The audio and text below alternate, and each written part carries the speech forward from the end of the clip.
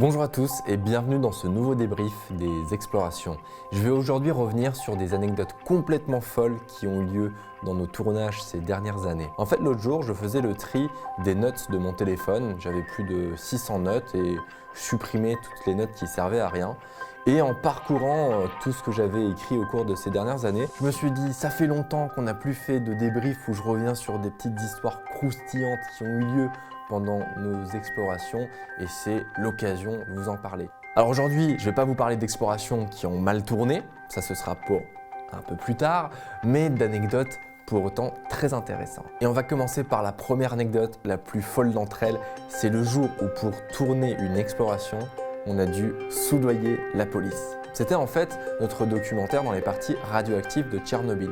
Comme vous le savez, l'objectif de ce documentaire, c'était d'aller dans la zone d'exclusion de Tchernobyl et de vous montrer 33 ans après la catastrophe, l'état de cet environnement, que ce soit la centrale nucléaire de Tchernobyl, la ville fantôme de Pripyat ou la nature environnante. Et lorsqu'on a préparé ce projet qui nous a mis 1 an à être mis en place, on s'est vite rendu compte que pour aller dans les lieux qu'on voulait explorer, qui étaient complètement interdits, le seul moyen d'y aller légalement, c'était de soudoyer les autorités ukrainiennes. Alors juste pour que vous compreniez bien, on n'a pas soudoyé les autorités ukrainiennes juste pour le fun de soudoyer des gens, mais vraiment parce qu'on avait besoin d'aller dans ces endroits. C'était pour accéder au réacteur 5 de la centrale nucléaire de Tchernobyl, au sous-sol de l'hôpital 126 ou au laboratoire secret de tests de radioactivité où il y avait des sacs contenant du sable radioactif de la centrale de Tchernobyl.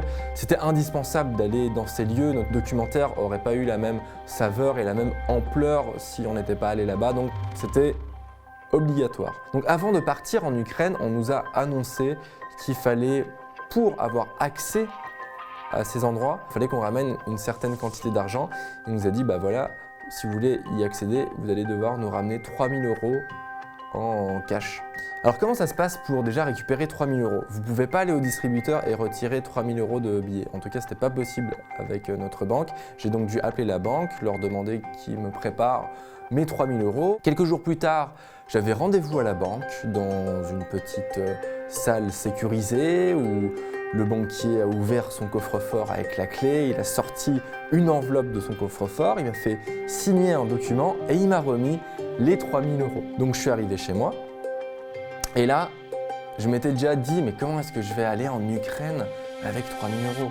Je vais quand même aller à Paris, prendre l'avion, je vais rester 48 heures dans Kiev, la capitale de l'Ukraine, je vais faire 3-4 heures de route dans une zone d'exclusion. Et tout ça avec ces 3000 €. Et je suis un peu maniaque, je suis quelqu'un de très maniaque et j'avais trop peur de perdre cet argent pendant tout ce chemin jusqu'au moment où j'allais rencontrer l'officiel à qui j'allais devoir donner l'argent. Et donc je me suis dit le meilleur moyen pour ne pas perdre cet argent, c'est tout simplement de les emballer dans un sac de congélation, ce sont des sacs zippés, et de scotcher ce sac avec du scotch noir très robuste, ce qui donnait un petit paquet noir. Et je me suis dit, bah, ce paquet noir, je l'aurai tout le temps dans ma poche, qui est fermé avec une fermeture éclair, et j'ai aucun risque de perdre ces 3000 €. Mais je vous avoue que le seul stress que j'avais, c'était à l'aéroport, à la douane. Je me suis dit, mais punaise, si la douane, il me demande d'enlever tout ce que j'ai dans la poche et qu'il me voit sortir ce petit paquet noir, ils vont se dire non mais ce mec il transporte de la drogue avec lui et tout. Mais heureusement ils m'ont pas demandé de vider mes poches, donc je l'ai eu dans ma poche pendant tout le voyage. On arrive donc en Ukraine, à Kiev, on passe la nuit dans la capitale. Le lendemain on prend la route pour aller dans la zone d'exclusion de Tchernobyl.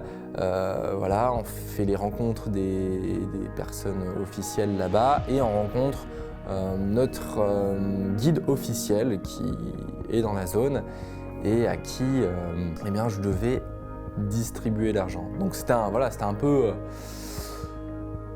une situation un peu surréaliste. Vous êtes en Ukraine, vous êtes dans une zone gardée qui est très régulée et vous avez un Ukrainien qui ne parle pas anglais à qui vous distribuez l'argent, il recompte les billets, les 3000 € et il me dit « Attends, je vais prendre 2800 €, garde un petit billet dans ta poche au cas où ça tourne mal, tu te fasses arrêter par la police dans un bâtiment, tu pourras toujours lâcher un petit billet et il te laissera tranquille.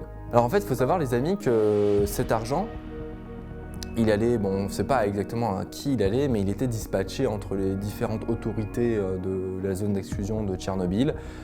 Et en fait, c'était une façon qu'on puisse officieusement avoir le droit d'aller dans les zones interdites de Tchernobyl. C'est-à-dire qu'avec cet argent, on avait des hauts gradés, je ne sais où, dans quel ministère, ou que ce soit à la police ou à l'armée, qui étaient au courant qu'il y avait 3 reporters français qui allaient filmer les parties les plus radioactives et les plus interdites de la zone d'exclusion et qui allaient aussi faire voler leur drone. Il y avait une espèce d'entente, mais malgré tout, fallait qu'on soit super discret quand on montait sur les toits des bâtiments de Pripyat, c'était super interdit, il fallait qu'on le fasse discrètement, il fallait qu'on se cache quand on allait dans les sous-sols de l'hôpital 126.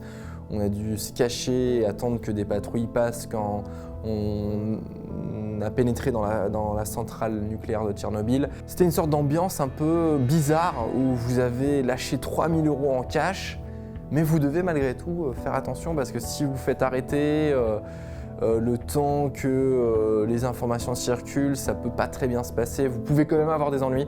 Donc c'était un peu chelou, mais c'était les conditions pour qu'on puisse accéder dans ces lieux, sinon on ne nous aurait pas autorisé, on nous aurait même pas amené sur les lieux. Donc c'était la première fois qu'on devait soudoyer les autorités ukrainiennes, la police, l'armée, pour pouvoir faire une vidéo. Et c'était pas voilà, lâcher un petit billet de 20 ou lâcher un billet de 50 comme ça peut arriver peut-être dans certains pays. Là c'était quand même 3 000 €, donc voilà, j'étais bien stressé à l'idée de me balader avec cette liasse d'argent sur moi jusqu'en Ukraine. Peut-être qu'il y a d'autres gens qui ont l'habitude, moi j'ai vraiment pas l'habitude, donc je pense que je pourrais jamais me balader avec une mallette remplie de cash, même si ça n'arrive que dans les films, en tout cas, je ne suis pas fait pour ça. Deuxième anecdote, le jour où j'avais dans ma to-do list la puce louer un sous-marin soviétique. Alors je vais vous raconter cette anecdote parce qu'elle en dit beaucoup sur certains tournages, sur notre état d'esprit et sur notre philosophie derrière certaines explorations. On avait repéré depuis des années un sous-marin soviétique qui était à l'abandon dans une rivière en Angleterre et avec à l'intérieur encore tout, dont les lances, torpilles, et c'était super impressionnant. Et on avait très envie d'aller explorer ce lieu. Sauf qu'on s'est rapidement rendu compte que le lieu appartenait à un propriétaire. Puisque vous savez, certains lieux abandonnés sont parfois ouverts aux 4 vents, le propriétaire a disparu dans la nature, il s'en fiche du lieu et il n'en a que faire, et donc il n'y a aucun autre moyen d'aller visiter le lieu si ce n'est de rentrer dedans. Là pour le coup, il y avait un propriétaire qui essayait coûte que coûte de restaurer le lieu et d'en faire un musée. Sauf que ça coûte super cher de restaurer un sous-marin et que il n'a pas les moyens et que du coup le sous-marin était un peu laissé à l'abandon dans la rivière. Mais du coup, quand on a prévu l'idée d'aller faire une exploration là-bas, on s'est dit on peut absolument pas rentrer dans le sous-marin en mode infiltration sans demander l'autorisation au propriétaire parce que c'est un lieu dont son propriétaire essaye de le transformer en lieu de mémoire et c'était juste pas réglo, on trouvait ça pas correct d'un point de vue éthique. Et ce qu'on a fait, c'est qu'on a tout simplement envoyé un mail au propriétaire qu'on avait pu retrouver sur internet en lui demandant « Bonjour, est-ce qu'on peut venir tourner une exploration nocturne dans votre sous-marin soviétique ?» Et il nous a dit « Écoutez, avec plaisir, mais comme vous l'avez vu, j'essaye de restaurer le lieu pour en faire un lieu de mémoire, un musée. Est-ce que vous êtes OK pour payer une contrepartie en échange d'une journée de tournage dans mon sous-marin ?» On s'est dit que c'était normal de le payer, puisque si ça peut aider le propriétaire à restaurer le lieu et à perpétuer l'histoire du sous-marin, c'est trop cool. Du coup, on s'est retrouvé à devoir louer un sous-marin soviétique. Alors on loue souvent des voitures, des hôtels et tout, mais c'est pas tous les jours que vous louez un sous-marin soviétique. Et je me souviens qu'à l'époque, quand on voyait des amis en soirée et tout, et qui nous demandaient vous avez fait quoi aujourd'hui au taf ? On leur disait tout simplement j'ai loué mon sous-marin soviétique. Donc voilà les amis, on avait pendant un jour le sous-marin pour nous, c'était le nôtre. on l'avait loué. Et d'ailleurs, c'était une vidéo géniale à faire, on était trop contents, on l'avait fait avec nos amis de la chaîne Hit the Road et c'était vraiment un moment exceptionnel. Aussi rencontrer le propriétaire qui nous en a dit beaucoup sur l'histoire du lieu, sur les anecdotes qu'on pouvait avoir. J'avais envie de vous raconter cette anecdote au-delà du fait que c'est drôle de louer un sous-marin soviétique, mais aussi pour vous montrer que des fois, on attache de l'importance à faire les choses correctement, parce que ça aurait été vraiment bâtard de rentrer dedans, d'essayer de forcer l'accès pour accéder à un lieu qu'un propriétaire essaye contre vent et marée de restaurer. Et d'ailleurs, le sous-marin, c'est pas le seul moyen de locomotion insolite qu'on a dû louer un jour, puisque un jour on a dû louer un hélicoptère. Alors pareil, c'est pas tous les jours dans ma vie que personnellement je loue un hélicoptère, c'était même la première fois, et surtout ça coûte très cher à louer un hélicoptère. En fait, c'était en 2017, on avait repéré un phare réputé hanté, perdu au milieu de la mer, au large du Finistère. Un phare exceptionnel construit au 19e siècle, dont le dernier gardien avait quitté les lieux il y a plus de 100 ans, avec une légende incroyable sur des morts qu'il y avait eu sur place, avec des fantômes qui rôdaient. Un lieu maudit où on avait envie de passer une nuit pour se mettre un peu dans la peau d'un gardien de phare. Et en fait, quand on a mis en place le projet et qu'on a réfléchi aux moyens d'accéder au lieu, on s'est vite rendu compte qu'il y avait deux possibilités pour accéder au phare. Soit y aller en bateau, soit y aller en hélicoptère. Alors au début, on se dit on va y aller en bateau, ça coûte rien de louer un bateau, et puis bon, il n'y a pas de souci. Sauf que quand on a appelé Marc, le président de l'association qui restaure le phare, il nous a dit non mais vous voulez vraiment y aller en bateau? On a dit ouais, pourquoi pas, il n'y a pas de souci. Il a dit sachez que l'endroit, le petit rocher de rien du tout où est installé le phare, c'est un endroit où il y a énormément de houle, il y a souvent des tempêtes. Vous n'êtes absolument pas sûr de pouvoir accoster tous les jours. Ce qui voulait dire qu'en fait, si on y était allé en bateau, on pouvait très bien arriver le jour 1, passer la nuit et pendant des jours et des jours ne plus pouvoir remonter sur le bateau parce qu'il y avait trop de houle, parce qu'il y avait trop de tempêtes et qu'il était impossible de quitter le rocher. Et c'est ce qui est d'ailleurs arrivé à Marc quand il a passé 60 jours sur le phare.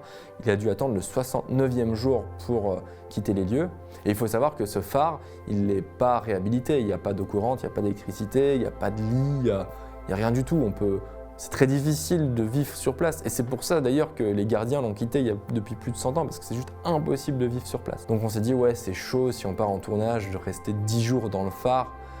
Ça doit être une expérience incroyable, mais bon, on avait d'autres vidéos à faire, on avait d'autres projets, et on n'avait pas spécialement envie de rester bloqué pendant une période indéterminée sur le phare. Donc le seul et unique moyen de pouvoir aller sur le phare et de repartir le lendemain, c'était de louer un hélicoptère. Alors on s'est dit, vas-y, on va écrire à une société d'hélicoptères pour demander combien ça coûte. Et en fait, les amis, louer un hélicoptère, ça coûte super cher. Je pense qu'à mon avis, avec un jet privé, ça doit être les trucs les plus chers à louer. Si tant est qu'on nous a présenté un devis à 5 000 €. Et à l'époque, les amis, en 2017, 5 000 €, c'était 2 mois ou 3 mois de YouTube Money. On s'est dit, waouh, mais c'est super cher. Alors on a essayé de négocier un petit peu et tout, et on n'a pas réussi à descendre en dessous de 4 000 €. Et du coup, on s'est retrouvé à devoir débourser 4 000 € pour louer un hélicoptère. Tout simplement parce que l'hélicoptère, il venait d'une base située à plus de 200 km. Étant donné que l'héliportage, ou je ne sais pas comment ça s'appelle, mais en fait le fait de nous déposer sur le rocher était une manœuvre très difficile. Il fallait qu'il y ait un pilote, un copilote et un membre d'équipage pour manœuvrer les passagers et les bagages. Et surtout l'hélicoptère, en fait, il ne pouvait absolument pas se poser sur le rocher parce que le rocher, il n'y a rien qui a été construit pour qu'un hélicoptère se pose. Et on devait en fait sauter en vol sur le rocher et sachant que l'hélicoptère était tout près du phare et qu'il devait vraiment manœuvrer avec le vent pour pas se cracher contre le phare ou le rocher.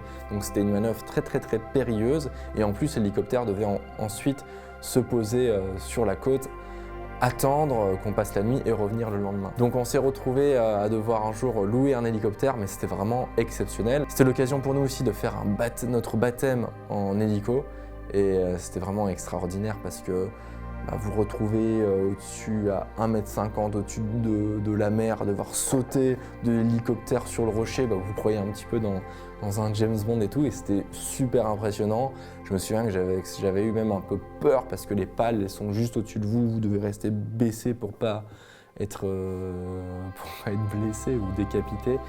Donc c'était un moment très très intense et je pense que ça fait partie de ces anecdotes vraiment folles qui ont eu lieu ces dernières années et qu'on aime partager avec nos amis et que j'avais envie de partager avec vous aujourd'hui. Voilà les amis, on arrive à la fin de ce débrief. J'avais envie de vous partager ces anecdotes que j'avais pour la plupart pas racontées sur la chaîne. Ça fait partie un peu des coulisses, des explorations. Il y a plein de trucs qui se passent dans l'ombre et qu'on aime partager avec nos amis ou notre famille quand on raconte un peu notre quotidien. Et je me suis rendu compte que on vous avait jamais partagé ces anecdotes et que ça pouvait être cool peut-être de vous les raconter parce que ça peut vous intéresser de voir un peu comment se déroulent les explorations dans le côté de l'ombre. D'ailleurs, en parlant d'exploration, on prévoit plusieurs explorations pour cette fin d'année. On va essayer aussi de refaire des explorations nocturnes, un peu plus à l'ancienne, dans des lieux avec un peu plus de frissons, de trucs glauques où je suis tout seul et je flippe un peu. Donc on se retrouve dans quelques semaines pour une nouvelle exploration. Merci pour votre fidélité et à très vite pour de nouvelles vidéos.